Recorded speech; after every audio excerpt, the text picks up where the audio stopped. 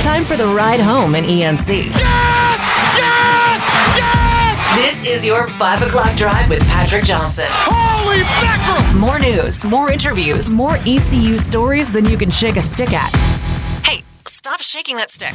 This is the Patrick Johnson Show. Pirates win! Pirates win! On 94.3 The Game. All right, welcome in, everybody. Let's get right to it. Ahead of Jake Jacobs joining us, here is your top 5 at 5. This may very well be our last mission. Let's make it count. This is the Patrick Johnson Show on 94.3 The Game. It's impossible. Now some stories you may have heard. You ready? Or catch it for the first time. This is your 5 at 5 with the P-Man. I don't know if it's going to be number 1, but we got something to talk about, obviously, on this show today. Number 1.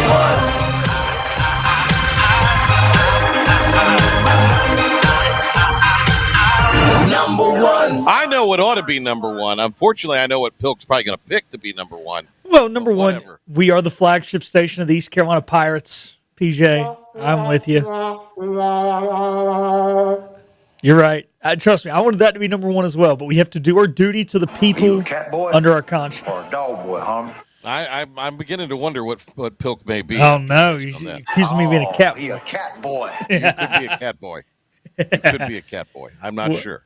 East Carolina opens conference play tonight. It'll be the top of the hour with Dylan Johnson, Coach O. They'll take over at 1:45. They will host UAB. That's true. Who's also going to be broadcasting the games this weekend? The great P-Man. I was going to get to that. Oh, okay. I didn't even get to finish my sentence of Dylan and Coach O. And then over on ESPN Plus will be PJ and our guy Mike Mullis this weekend. And softball will be taking their 4-2 conference record on the road to Memphis to take on the Tigers, who are historically just terrible at all women's sports. Here is what is interesting. I'm not so sure. This is again, and I realize that UAB has a lot of warts in talking to their coach.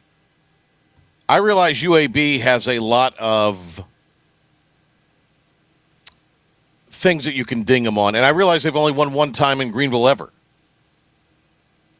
But both these teams have 13 wins and 8 losses coming in. Both these teams have won 7 of 10, and both have not been consistent, let's just say, this year. Would that be appropriate? It's 100%. And I think tonight is a major night for Ethan Norby. We're going to find out if Norby is the guy that, I mean, his numbers have not been bad at all. They really have not been bad at all. He's had a couple rough outings, but I mean, if you look at it, Pilk, 32 strikeouts to 8 walks for Norby. Those aren't Norby of 25 numbers, but those are pretty solid numbers. 4-to-1 ratio is pretty damn good, yeah. Mason Steele was the two-way player of the year in JUCO 2 years ago. He'll start on the mound tonight. Outside of that, UAB is going to be figuring out this weekend. So I would say advantage ECU because they have less to figure out as far as starting pitching goes. Some questions for Sunday, and I think there's some questions with your starting pitching tonight. But also, this team has shown the ability to play with its food a little bit.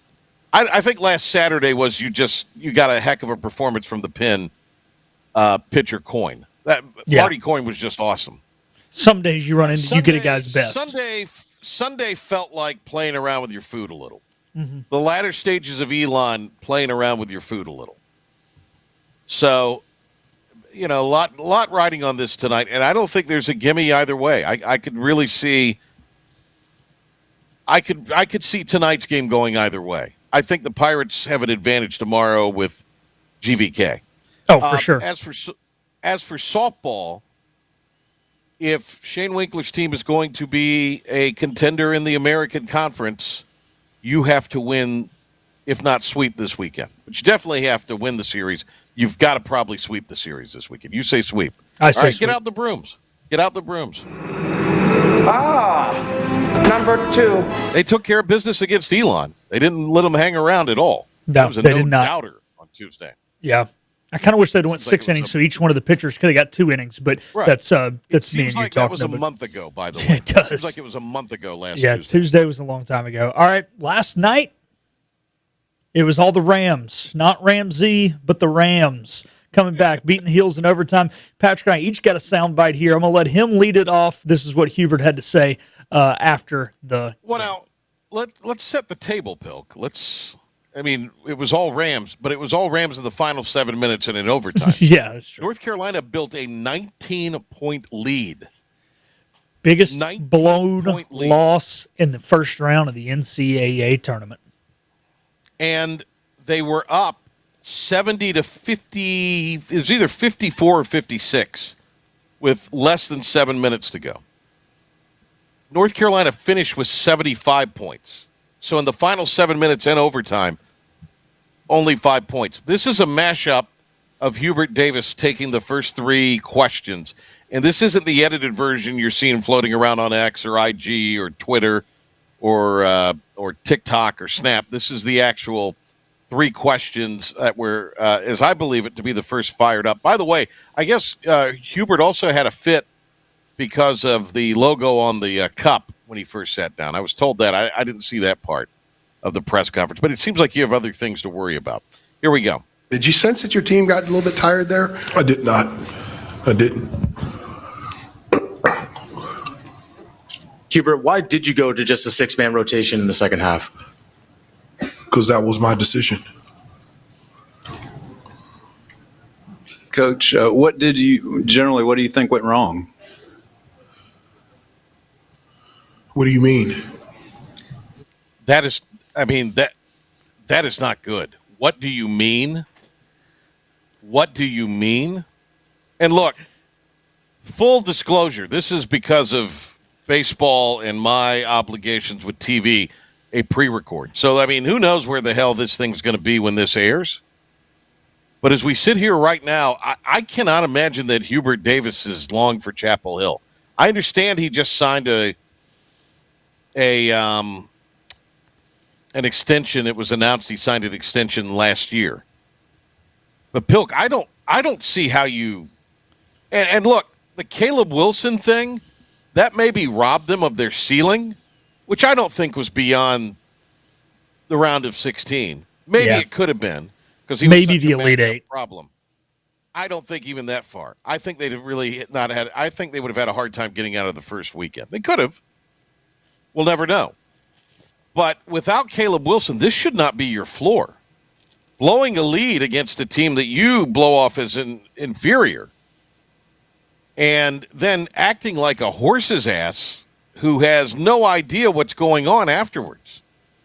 He looked shell-shocked. He did. He probably was. But there are big problems in Chapel Hill right now. And I'm here for it, by the way. I'm grabbing the popcorn. I'm sitting on the front row. I'm here for it. I couldn't be any happier. I told you this year was not going to – by the time we got to the spring, this whole year will have been a disaster for the 2 big sports in Chapel Hill. Did I not say that? You called it. You called it. Here's my problem with this, Patrick. If they fire him, which could happen, now they might go out and actually hire a competent coach. I don't want Carolina to be competent. I'm here for the humor. I've got my popcorn too, PJ, but there ain't going to be no popcorn to eat if they go out there and they get the Iowa State coach or something. Let me tell you why you're wrong. They can't even decide where to play their home basketball games without everybody wanting input. And, this is what I said to Giglio the other day. This is an Ovius tape. Yeah. And, I must be losing it because I'm more and more agreeing with stuff that Ovius says. And, they punted the football thing off the side because too many cooks were in the kitchen. Too many people needed to – you think football, the hire of football has been a disaster and will continue to be a disaster? Yeah. Oh, wait till you're hiring a new basketball coach and you have all of those factions, the inside the family factions, the boomers, the seats for life faction, the new money, the fans that are just getting sick of this. Trust me when I tell you this. This is a problem. This is not, and it can be easily fixed, but not until they are all going in the same direction of who to hire as the coach. And I think right now, as unhappy as they all are in Chapel Hill, they're all not they're not rowing in the same direction. That canoe's not rowing in the same direction downstream. And so that would be maybe not quite as disastrous as the Belichick hire, but it would not be the Palace intrigue is what would be the most interesting hire there, more than likely. I got a question for you, Patrick, before I play this funny Kobe White Con Knippel thing that has to deal with this game. Worst hire, Matt Doherty or Bill Belichick? Well, Doherty. Because Doe gave them their first 20-loss season ever. I mean, the Belichick thing's humorous, and I would say it's incomplete because it's yet to be seen. I mean, if we're basing it on, to date, obviously the hype surrounding. But with the Doherty thing, that was in the family. Yeah. It was not the immediate guy following Dean. The coach Gutledge 3-year tenure was essentially a Dean Smith extension. Yeah. But Doherty was the one that came in and fired the secretaries and did it his own way. We've had Matt Doherty on this show. I found him engaging. But obviously what he was doing in Chapel Hill didn't work. Now, it didn't help that Chris Lang was one of his best players and Capel's brother. I mean, those guys, at the end of the day, couldn't play dead in a cowboy movie. But still. All right. If you think we're having fun, how about Con Knippel? Here we go. This is Kobe White after having a really good performance last night, and they were talking to him after the game. Hey, Con, as soon as I subbed out in the fourth quarter, Con could not wait to tell me. He was like, man, you had a great day. Not such a great day for your heels, though. That's not right. Yeah, man. Right after, big win, and it's almost like he couldn't wait to tell me. That's good. That's great. That is great. And Kobe White's probably taking it in stride. They've got business in Charlotte right now trying to make the play-in. So good stuff there. I like it. Look, anything that this is why, Pilk, we love the world of sports, because you never know. You never know what's going to happen. And last night, I went to bed after watching the first few minutes of the first half, and I said, you know what? I'm not going to put myself through this.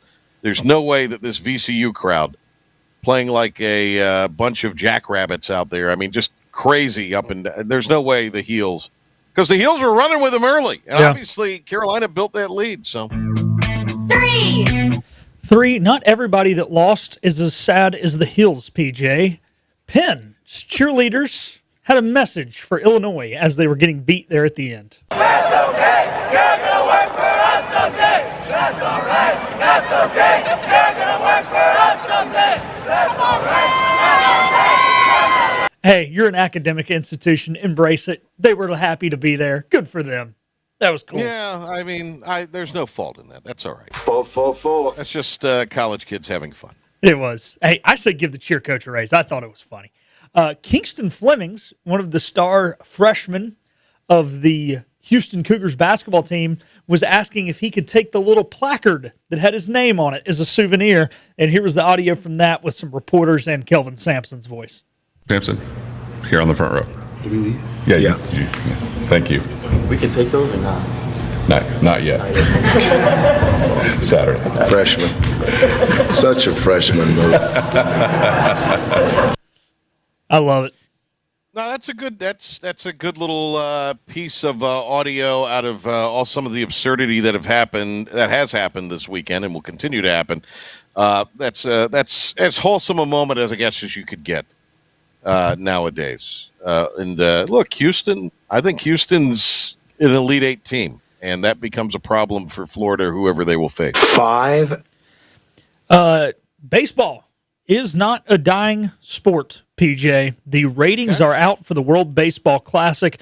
The final game averaged 10.7 million viewers and topped out as high as 12 million during the game. It was higher than the NBA Finals averaged last time around. Most watched WBC game of all time. Let's not get all excited about beating the NBA Finals. That's not a real threshold to cross at this point. I mean, let's be honest. Yeah, but you're fighting with the NBA for number 2 behind football. No, I get that. And you also, if you're baseball, you don't have the constant hype machine of the worldwide leader behind you. And, I also thought the NBC edition would be a big deal for the NBA. I don't think it's been a huge shot in the arm as of yet because the NBA has an NBA problem. Yeah. An NBA has the style problem. This kind of goes back to what we said the other day, Pilk. Imagine if they played this some point mid-season. Imagine if this was the All-Star break rather than the All-Star break. Like the Four Nations, man, which did very well. Huge. And it would come at a time of the year where there is nothing happening. Yeah, managers would hate it. Managers would hate it, but you got to grow your sport right now. Yeah, but you're ace. Still, baseball is in such a spot in the local markets where it does well and people are excited about it. And I mean, almost like the NBA, we like to talk about it. And we're not all sickos like you that will sit down and watch all 9 innings of that in July. Yeah, we're not all William and I like do you that. are. Yeah, you guys are sickos. But I even nationally, if you get, I'm not talking about ESPN TV, but if you hear sports talk radio, or if you hear watch other network, there is still kind of a glee and a joy when talking about baseball. I think people want baseball. This proves it. Yeah. People want to be engaged in baseball. They want to like baseball. It's America's pastime. Yeah. There's a reason it was and continues to be. But you're right. They're fighting for number 2 right now with the NBA, which has a lot of problems. But it's also about to enter the time of the year where their viewership should go up, where their interest should go up as well. So, True. But this is great. I think this is great for the sport. I really do. We'll talk more baseball with the great Jake Jacobs when we return. This gets you to the weekend edition of the Patrick Johnson Show.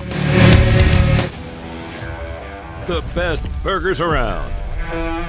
Everyone loves a thick, juicy, and fresh burger.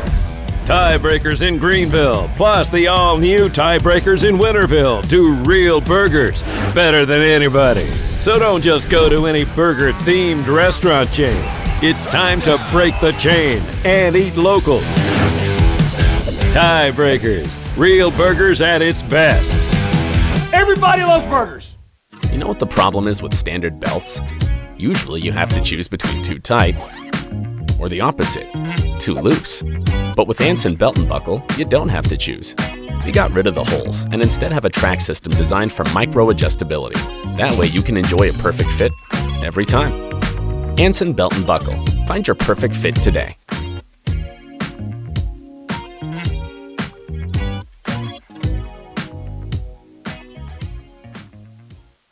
Healthwise Pharmacy rounds the bases with all of your infusion, retail, compounding, and medical equipment needs. Locally owned and operated by pharmacist Marcy Parker, Healthwise has grown to be your most trusted provider for infusion services. Currently providing in-home or on-site infusions in North Carolina, South Carolina, and Virginia.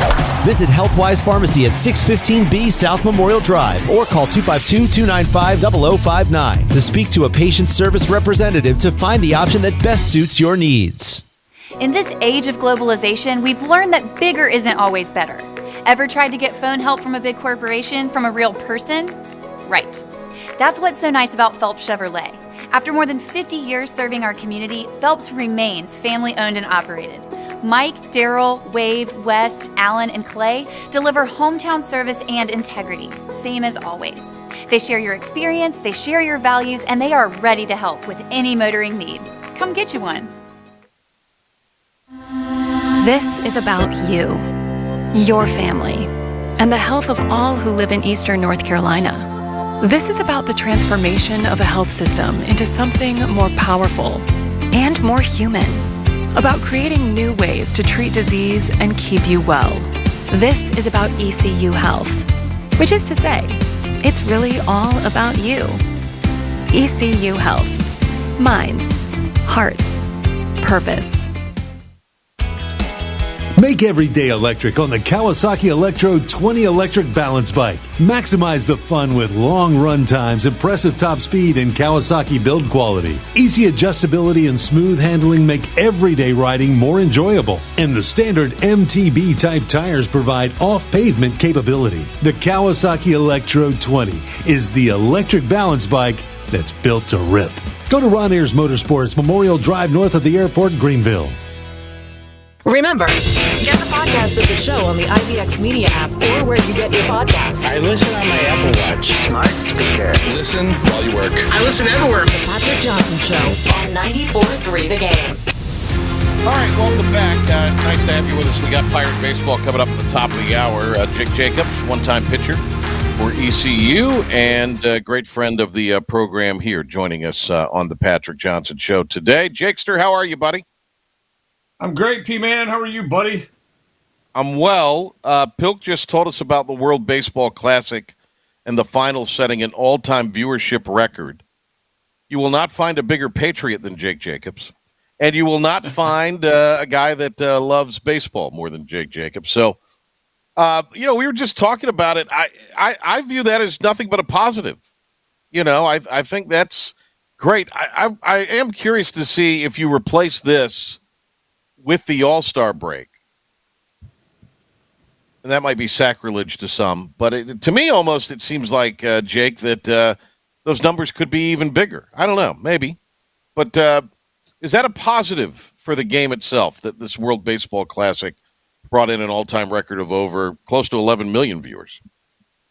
Yeah, no, I thought the World Baseball Classic was the best it's been this year. I think the marketing effort and the organization effort of the WBC this year was well done. It was well organized and well put together. The times were good to watch it on TV. And let's be honest, the talent level in the WBC this year was the best it's been. That's been their challenge because of the time of the year they do it. It's hard to get players to commit to going and competing in something like that, when really they're technically trying to get ready to play a 160 game schedule, in Major League Baseball. It's interesting if you think about it, in the fact that really it was a display of Major League players playing for all of these different under these different flags. But it was cool, man. It was cool. I mean, if you couldn't get behind that Italian team, man, talk about fun. They were fun to watch and very captivating as a group. The interviews with them, if you had a chance to catch any of them, the interviews they did, a bunch of them were on some of the the ESPN talk shows during the day and that kind of stuff, and it was super exciting. I thought the USA team was well done. I think the bullpen lacked a little bit, but certainly they got some big name players to play, and that attracted a big audience. And I think the last piece of it, quite honestly, it was good baseball. It was really well played, good pitching, great hitting. Exciting game. I hate that the USA came up a run short there at the end, but hey, give it to Venezuela, man. They played extremely well. Their pitching was incredible. So I think it's warranted that it had a big viewership. I also think that the whole thing was just well done. Well done. I'm going to guess the Italian team had the best libations, too, in the clubhouse. That's just... They certainly had fun, man. I'm going to guess they have the highest quality libations. Well, watching the Latin teams, if you're into that Latin style of play, right? If you like the Dominicans and the Puerto Ricans and the Venezuela, they play with a lot of, vibracious activity, and they're very braggadocious, and they're piling all out of the dugout when they get a hit and all that stuff. I mean, you know me, I'm more of a blue-collar, old-school guy. I'm not into that kind of stuff, but it's exciting, and especially for some of the younger people today, they enjoy that style of play. Me, I'm more along the lines that when a hitter gets a hit, that's what he's supposed to do. And when a pitcher strikes somebody out, that's what he's supposed to do. And just go do your job, do it well, and that's my kind of my take on it. But man, that the games, they were a little bit harder to find schedule wise on the TV. But if you watched any of the Latin American games, they were really, really good games. Yeah. The great Jake Jacobs with us. Yes, go ahead, Jake. I'm sorry. Well, I was going to say, now to your point about, do you move it to the All-Star break, that kind of stuff? Yeah. The challenge there is, the timing of it, right? It's you can't really squeeze it into a 1 week window, and I think the other piece too, we got to remember these guys play for millions and millions and millions of dollars, right? And so every time they take the field, it's a risk, right? There's a manageable level of risk that every player takes every time he pitches, every time he plays, every time he steps on the field. So I don't know about the All-Star break piece of it. I'll leave that to the experts in the world of sports talk. But I tell you what, I don't think it could have. It was certainly very well done this year. I'd love to see the pitchers be able to throw a little bit more, but other than that, it was good. Jake Jacobs joining us here. ECU and UAB open the conference series tonight in Greenville. So, I opened the show by talking about how both of these teams have a lot of similarities. They both have the same amount of wins. They both have the same amount of losses. ECU has probably been a better hitting team on average. They've been the stronger team as far as gap to gap. ECU, of course, they've relied on their pitching, which at times has missed the mark, but at times, I think on the whole, has been really good this year. UAB is interesting. They run. They don't commit a lot of errors. They they play to their strength, their infield defense, but they have 40 home runs coming into the weekend, and that is in the top 40 in the NCAA. That kind of jumped out to me because that's more than double the amount that East Carolina has hit this year. I say all this to say that, where I think you could probably at times in recent history say, okay, the Pirates are going to either open up conference play with the sweep or at the very least winning their first conference series. I think there's a little more toss-up nature to this. I do think ECU has the advantage going into the series, but I do think there's possibly a little more toss-up nature to this. What do you think? Well, I think anytime you play at home, that's an advantage, right? Doesn't matter. You can throw the records and the rankings, out of the, kind of out of the mix. I think the other thing too is, everything up to this point with UAB and East Carolina, I'm sure, but certainly with East Carolina, you're still trying to clarify roles. Those first 20 games of the season, you're still trying to figure out where everybody goes in the order, what everybody's strengths and weaknesses are, what are the developmental issues you've got, young guys stepping in and taking over roles. So I think this weekend will probably give us a look at what the ECU coaching staff believes is their biggest strengths right now. Right now, they'll take a look at all the statistics, all the things you're talking about from UAB, and they'll, it's all about pitching matchups and trying to, look for advantages where you can and attack, based on, a data-based formula or whatever. But at the end of the day, as my daddy used to say, somebody's got to sell the soap, right? So at the end of the day, somebody's got to play. We got to go, you got to go make the pitches that matter, and you got to hit when the timing's right. You got to be able to manufacture runs, and then at the end of the day, I'm a big believer in the power of 2-out hitting. Guys have to be able to deliver with 2 outs, and that's when you really got to be a tough out at the plate, and at the same time, that's where you got to really pitch well. And avoid those rallies. So it'll be interesting to see if the lineup, and I don't mean just the batting lineup, but kind of the defensive strategy, the pitching lineup, the rotation, the roles. I think we've started to see some guys settling into some stuff. To your point, there's been some inconsistency there. But conference time brings out a little different feel from everybody. And East Carolina will want to kick off the conference schedule, here and by the way, it's a little bit of a new life, right? You play up to this point.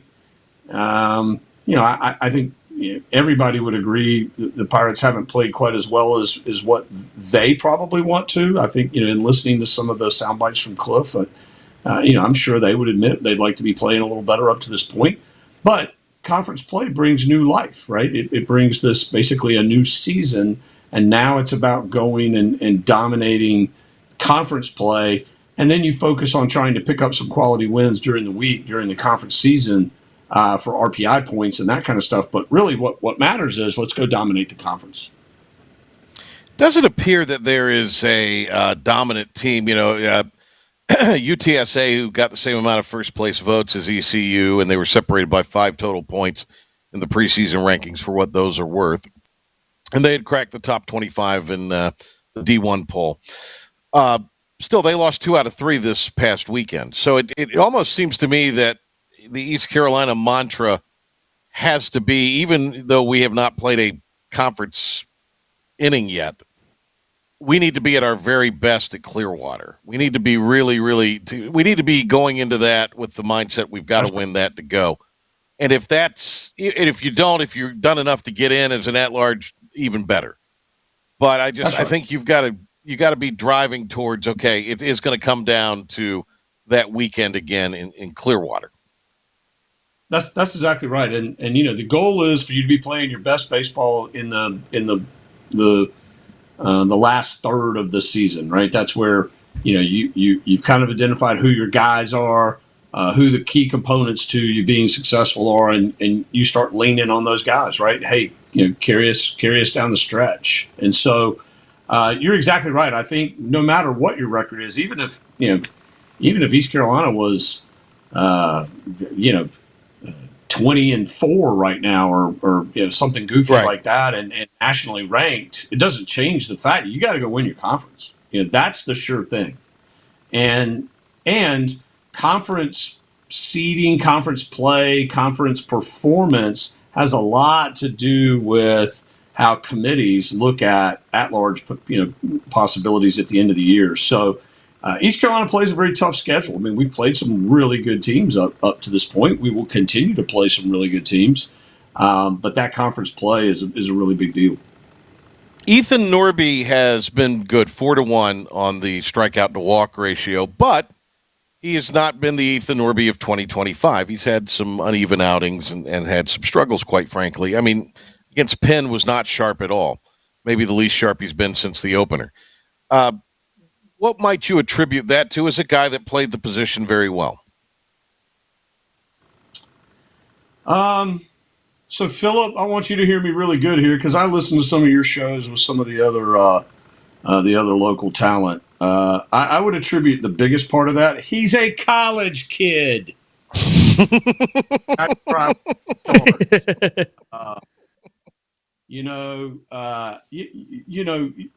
it's a unique set of challenges coming into a year like this for Norby, where the expectations are here.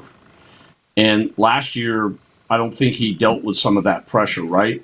Now, the other piece of the puzzle is we don't know everything going on in Norby's life, right? I don't, physically right now, does he feel great where he's at? All of these things come into play in a pitcher's life, each week.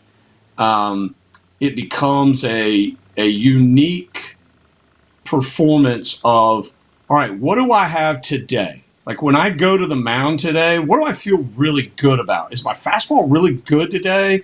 Am I spotting all my locations? Is my breaking ball sharp, tight, and can I control it in the strike zone today? Do I have a third pitch?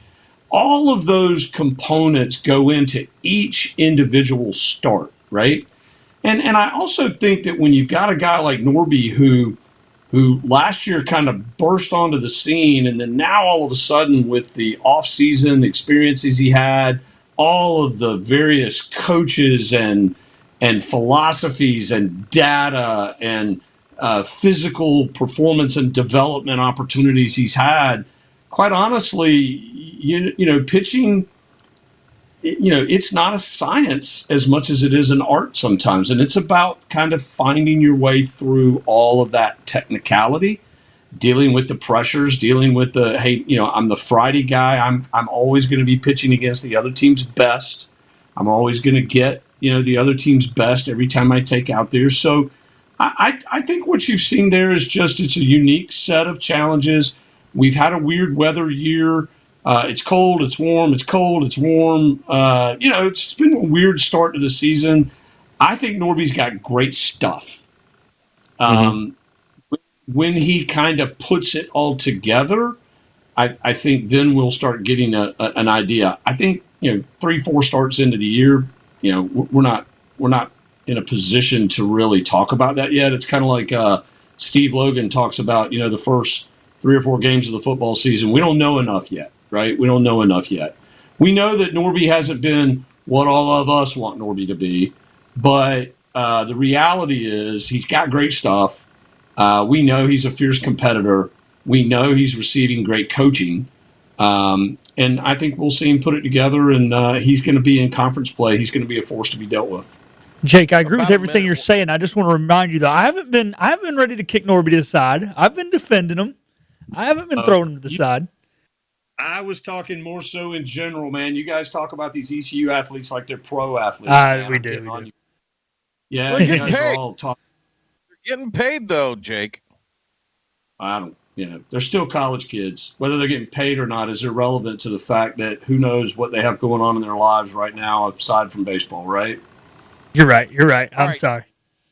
About a minute, maybe 45 seconds here. You're coaching the Conley 9th grade team. How's that gone?